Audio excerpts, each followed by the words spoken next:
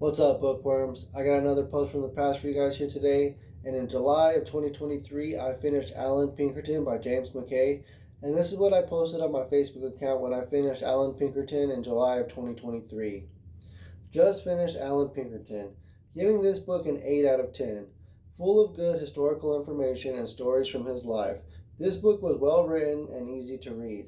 I knew a few things about Pinkerton detectives related to the James Gang and the Homestead Steel Strike of 1892, but wasn't aware of their importance and impact in relation to the Civil War and the overall global scale that they came to operate in. Also learned that Allan Pinkerton was an ardent abolitionist and a conductor for the Underground Railroad. Enjoyed reading this one. So in July of 2023, I gave Allan Pinkerton an 8 out of 10, and I'm going to leave it at an 8 out of 10. I really did enjoy this book, and this book has a lot of really good historical information and history on the Civil War and the Underground Railroad, and on Allan Pinkerton's life and how he came to be known as the very first private detective. And so this book is definitely top notch if you're looking for a book about Allan Pinkerton or about the history of detectives and private detectives. This is definitely something you're going to want to pick up or add to your TBR.